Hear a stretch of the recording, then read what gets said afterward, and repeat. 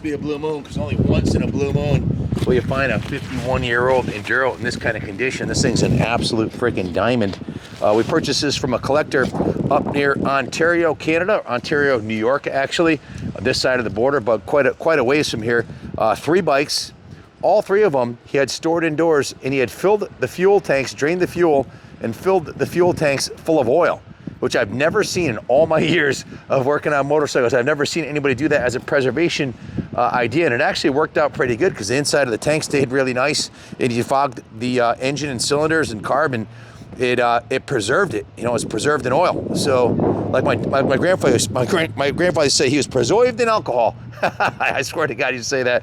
But that's where my dad got his drinking from, I guess. But he kept it indoors, and it was really nice. We shipped it down from the Canadian border, and proceeded to give it a full and thorough restoration top to bottom, starting with the tins. The original fuel tank and fenders were removed and professionally repainted with new original style graphics on here. The inside of the tank was also given the bicarbonate sodium blasting technique. You can see it's absolutely really cleaned up nice in there, and the gas cap has a new seal on it. So the fuel systems, starting with the fuel tank, was completely restored. The petcock was replaced with a new petcock, new fuel lines. The carburetor was removed, soaked in our cleaning tank, and completely rebuilt with all new seals and jets and everything. New spark plug, new gear lube. The intake system and airbox was completely dismantled and cleaned and rebuilt with a new filter. The oil tank was completely drained, cleaned, and the oil pump was tested and serviced, and fresh oil, 2-stroke oil, put in the oil tank. The 350 graphic is new. The oil tank's been repainted top to bottom, front to back. It's got a brand new set of tires on there. Dunlop tires still have the hairy nubs on them. Brand new gold chain. Guys, this bike has 4,314 miles on it. The detail shop, Ronnie, guy behind the camera, actually, did you do this one, Ron? Yes, sir. Ronnie did this one. I had a 10-hour work order in the detail shop.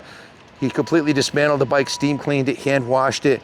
From the bottom of the oil bolt to the top of the handlebars, every square inch of it has been cleaned. The forks were polished, all the chrome was polished. The tins were given to our painter, Woody, who spent 2 days. So Ronnie had 10 hours into painting the exhaust, painting the engine cases, painted the cylinder head, painted the swing arm. Then it went to Woody, and Woody spent 2 days stripping the paint, completely prepping the entire both sides of the fenders. As you can see, he did the underside also here, which is something, sometimes people miss that, but if you look underneath the fender, that was completely redone. And so 26 hours of cosmetic work. And the Wizard, I've got the work order here. He spent quite a bit of time on it too. I've got a multi-page work order right here, pages and pages. So the Wizard himself tuned this one, so it's got the Wizard tune along with the super detail. He had 14 and a half hours on one work order, and then 5.5 on the other, so a total of 20 hours. So 20 hours service labor, that's 46 hours labor total. I haven't done the math or even added up the bottom line on it, but Ronnie, what'd you figure it was? About 6,900. 60. Ronnie had the calculator. 6,900 in labor plus shipping from Canada, plus $350 in the paint and decals. Quite a bit of money was invested in the tires, the chains and sprockets, the gaskets, the seals, the petcock, the fuel lines, the new battery. If you note, the hardware on the front fender and the hardware on the rear fender is brand new also. The original hardware, the plating had failed. So the Wizard hand sized and matched them up with new replacement hardware. So installed the new horn, straightened out the foot pegs and cotter pins. Again, I said he went through, installed the new battery. All the lights work and the horn works. You got to switch the key to the second position here, right here, and then all of your lights will work and your turn signals and everything else. It's a 6-volt system, so at a stop, you got to rev the engine up a little bit to get the turn signals to flash. It's got new flasher. It is a 6-volt system. We replaced all the bolts and screws that needed done, so lots of new hardware. Went through the thing top to bottom. So she's ready to go.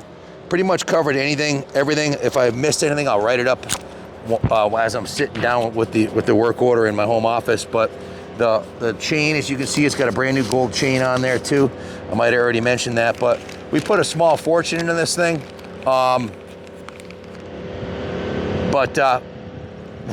Where are you gonna find another 350 Bighorn with 4,000 miles on it? They're few and far between, so it was definitely worth doing. And just something about this original classic green paint job. We get a lot of Yamahas through here, a lot of DTs and RT1s. I would say for every RT, DT 360 that we've had through the shop, for every 20 of those that we've had through, there'll be one Bighorn. It's a lower production model. It definitely is faster with the case reed induction. It's definitely a high performance 2-stroke. It's a 350, so it's a big bore 2-stroke. Look at the original exhaust. Zoom in on that, you can see that was done right by Ronnie. The right finish is the semi-gloss on the heat shield, and the flat black was done on the rest of it. The engine cases are beautiful. Let me stand it up straight here so you can get a closer look. It's just a really nice original Survivor that we just took to the next level here. So always recommend looking underneath the seat too. You can see all the original wiring, the original seat base, the original strap is intact, the original air box and air cleaner. It's all original under there. The engine on the bottom here, if you look at the bottom of the frame rails, there's not a single ding in any of the frame rails, indicating this was lived a sheltered life on the road only. So if you're looking for a world-class Bighorn that we invested a fortune of time and money into, your ship just came in. Click to buy it now or give us a call. Bid high, bid often. Call Junior. He can ship it anywhere in the country, and we also offer financing through Freedom Road, so you can actually finance this, and we take trade-ins. Still has the original toolbox. It's all there, man. Very, very difficult to find an Enduro with the original headlight, turn signals, tail light. It even has the reflectors on the side. It's all there, guys. That's the original saddle. This thing's 51 years old, 5'1". It's a true antique, a time capsule, if you will. And she's a diamond, so you'd be hard-pressed to find a nicer one. Bid high, bid often, give us a call. We'll hook you up. 100% positive feedback on eBay. We describe the bikes exactly as they are, and I think this one speaks for itself. Thanks for watching, and God bless America.